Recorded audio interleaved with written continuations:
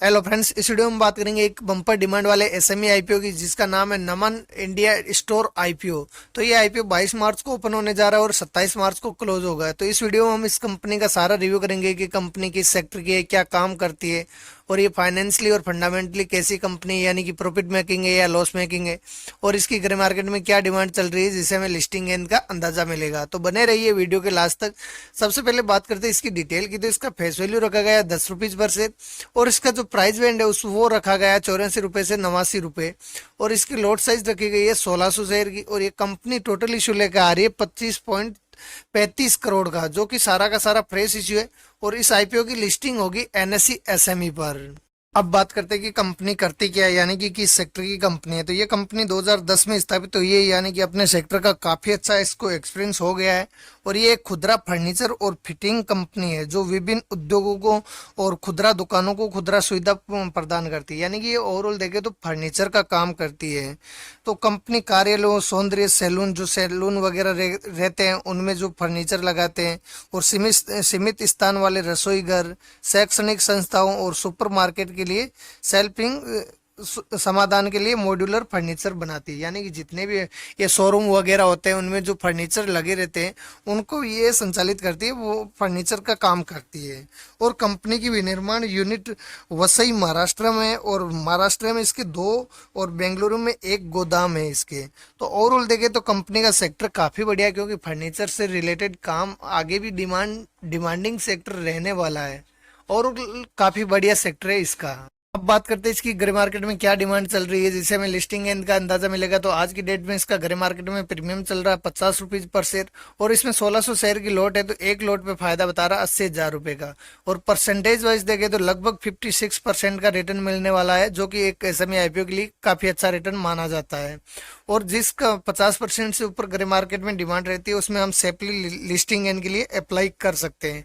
तो इसका डिमांड और बढ़ सकता है आने वाले 2-3 दिन में, क्योंकि इसका सेक्टर काफी बढ़िया है और इसकी डिमांड अभी भी काफी अच्छी चल रही है। अब बात करते हैं कंपनी फाइनेंशियल कंडीशन कैसी है, यानी कि प्रॉफिट मेकिंग है या लॉस मेकिंग है। तो सबसे पहले बात करें एसेट की, तो 2022 में एसेट था 3074 लाख का, जो 2023 में बढ़कर हुआ 5598 लाख का।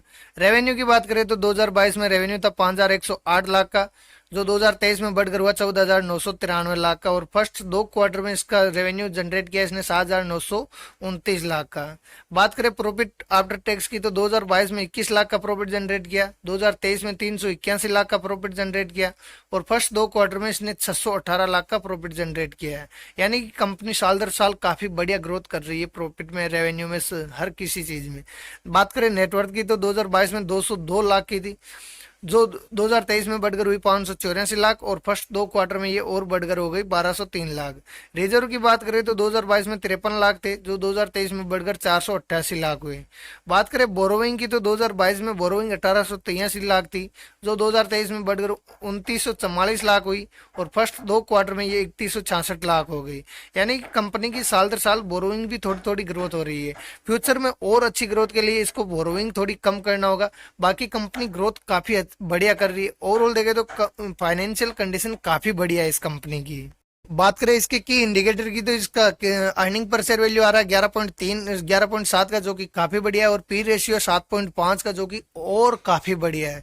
जिसका पी रेशियो 20 से कम होता है उसको उतना ही अच्छा माना जाता है, तो इसका 7 काफी बढ़िया पी रेशियो है। आरओई आ रही है 69% की, जो कि जबरदस्त है। और आरओसी है 25% की, जो कि काफी बढ़िया है। और रिटर्न ऑन नेटवर्थ निकल के आ रही है 51% की, जो कि काफी बढ़िया। ओवरऑल देखे तो कंपनी फाइनेंशियली और फंडामेंटली दोनों रूप से काफी स्ट्रॉन्ग कंपनी नजर आ रही है।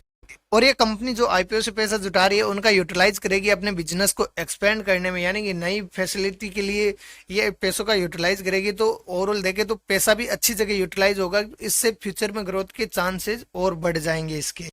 अब बात करें इसकी लॉट साइज की, तो रिटेल कैटेगरी में मिनिमम एक लॉट के लिए अप्लाई करना होगा, जिसके लिए 1600 शेयर के लिए अप्लाई कर सकते हैं, और इसके लिए 1,42,400 रुपए हमें इन्वेस्ट करना होगा। और एचएनआई कैटेगरी में मिनिमम 2 लॉट के लिए अप्लाई कर सकते हैं।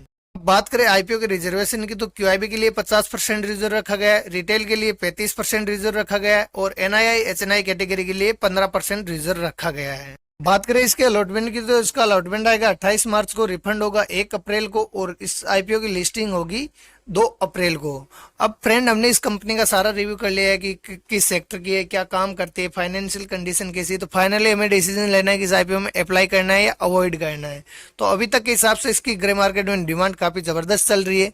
तो इसमें सेफली अगर इसकी डिमांड यही बनी रहती है और डिमांड बढ़ती है तो इसमें हम सेफली अप्लाई कर सकते हैं। अगर डिमांड 50% से नीचे आती है तो हमें इसको अवॉइड करना चाहिए, क्योंकि आजकल जितने भी आईपीओ है वो लिस्ट मतलब ग्रे मार्केट में डिमांड से काफी नीचे भी ओपन हो रहे हैं।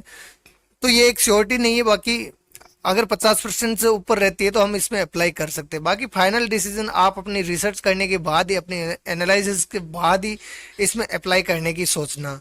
और फ्रेंड, आईपीओ के अलॉटमेंट के चांस बढ़ाने के लिए आप फैमिली मेंबर के डीमेट अकाउंट खोल सकते हो, जिसका लिंक मैंने डिस्क्रिप्शन में दे रखा है, जिससे अलग अलग डिफरेंट अकाउंट से अप्लाई करने से अलॉटमेंट के चांस बढ़ जाएंगे। और फ्रेंड, वीडियो अच्छा लगा तो वीडियो को लाइक कीजिए, चैनल को सब्सक्राइब कीजिए, साथ में बेल आइकन को भी ऑन कर दीजिए ताकि हमारे वीडियो का नोटिफिकेशन आपको मिलता रहे। धन्यवाद।